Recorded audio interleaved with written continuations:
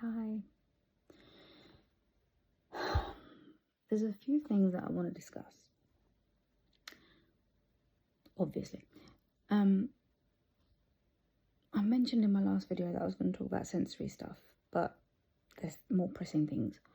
So I read today on a post on a group that I'm a part of about ADHD rage.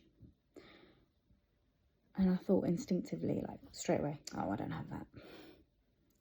And then I thought, actually, the person who posted was talking about their partner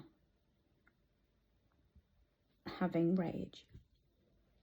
And it was one of the comments that got to me saying, well, there was a few people that were, dare I say the word, ignorant? I don't mean that in a bad way, they just might not know. And because it's not 100%, not everybody with ADHD has every symptom. So if you don't have it, it doesn't mean it's not there. It just means that you don't have it, or you haven't experienced it, or you don't know anybody who has had it. So, you got some comments saying shouting isn't part of ADHD, that's a different problem. Okay, yes, it could be, no problem. But there is ADHD rage, there is such thing.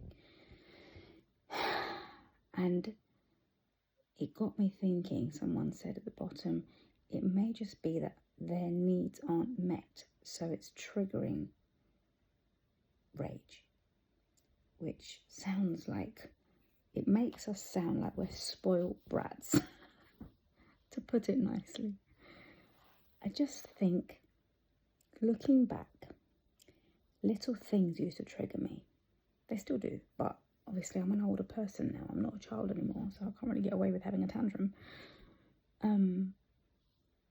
When I was younger, it will still happen today, but I won't let it because I won't put myself in a position. So don't laugh, you're not allowed. If I would have cereal, the milk has to be very cold from the fridge, and I have to eat it immediately. So I'm quite a slow eater. I will swallow and then chew for ages and then swallow. And then once my mouth is empty, I'll put another mouthful in. I'm always the last to get up from the table. I generally eat really slow. Cereal, I inhale it. Or when I used to eat cereal, I don't eat cereal anymore. Because if it goes soggy, my brain goes in to an actual, I don't know what the word is. I think rage is probably the correct word. I will have a full-on tantrum. When I was little, I used to cry if my cereal got soggy. Like if I was going to school and my mum would pour the milk in for me, I could hear the milk being poured from upstairs. No! I'd run down. Don't pour it! You have to throw it away now. I'm not going to sit. I literally have to have the spoon in my hand as soon as the milk touches the bowl. Quick. Because if the last bite, because there's always milk left over, there's the last bite, I have to put fresh cereal, and even, it makes me look like a fat pig. But it's not about that, or, greedy. No, it's not about, I might be stuffed.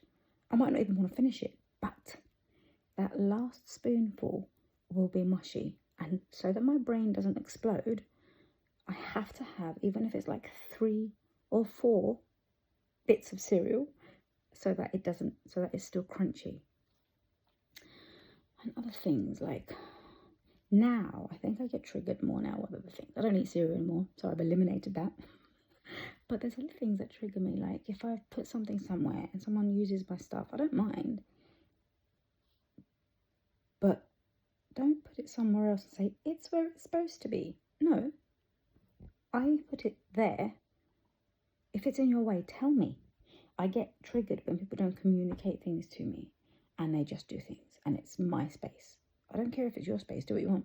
But when it's my space, I think that might be the autism as well. I don't think that's an ADHD thing, but I'm still learning, so please correct me if I'm wrong.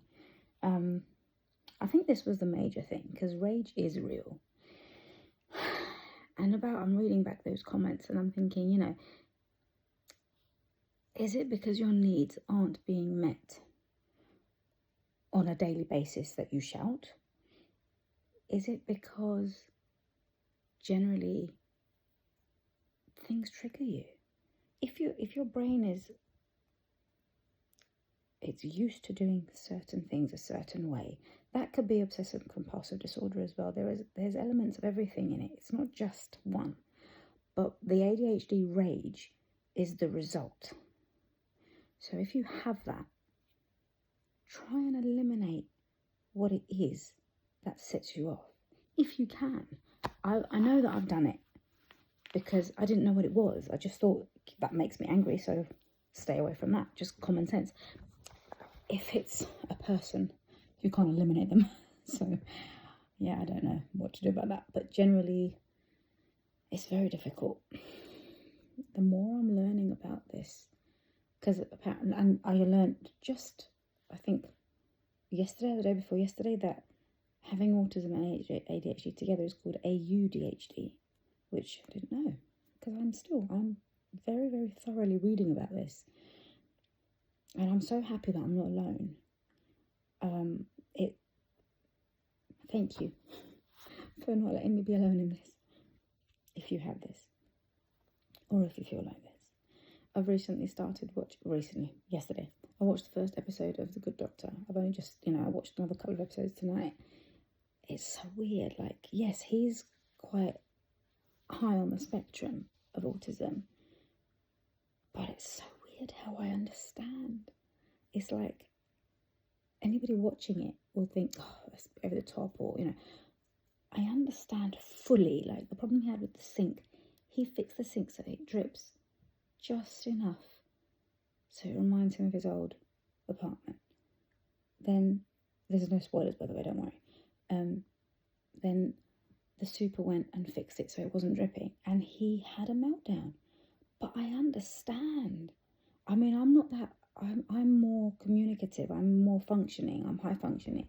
So I'll probably have a bit of a meltdown as well, to be honest, but I don't think I'm that far along. I'm still waiting for my diagnosis, so I don't know what level I am, but I get it. I get how his brain connects things.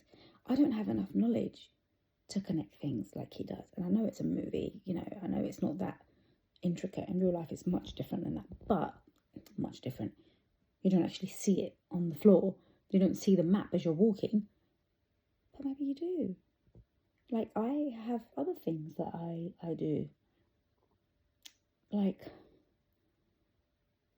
I associate things like a smell, a sound, a taste. We all have this. Everybody does it to a certain extent. But I've got massive things with smells. So if I smell a perfume, if I'm on the street and somebody walks past me and they've got a perfume that somebody wore when I was in nursery, it will take me back to that classroom so vividly, I will stop walking. It's happened. My nursery teacher, her name was Mrs. Kent, and I remember her perfume. I don't know which one it was, but if I smell it, I have to stop. I freeze. And people are asking me questions and my brain I won't be able to talk. It's so weird how I'm fully functioning, I'm absolutely fine, and then something will happen and it will transport me back. And then you can't talk, you can't communicate, you just shut down, your brain shuts down. That, I don't know what that is a part of, but that's just how I work. Along, again, with the rage, nothing can fix it in that moment. If somebody is going through a rage or is being triggered or anything, and they're having an episode, I'll call it an episode, I don't know what to call it, you need to let them be. There's no way of fixing it.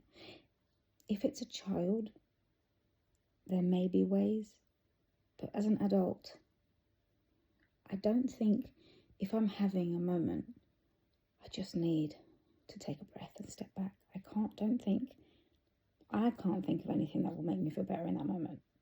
Apart from somebody, if I'm eating a bowl of cereal, because that's the only thing that's coming to my mind now. I'm sure there's other things. But if somebody takes my stuff or the cereal has gone soggy, I suppose the only thing is to change. It's literal. So either put my stuff back immediately and I'll calm down, or because I'm not functioning in that moment. If my cereal's gone soggy, somebody needs to literally empty it out and put me a new bowl. But then I'll start getting angry because we've just wasted food. I think that it depends on what it is as well. I don't know. I don't think there's a solution, to be honest. Everybody's different. We've all got our own triggers. We've all got our own ways of dealing with it as well. If you feel like this, or if you feel like any of these things, let me know in the comments.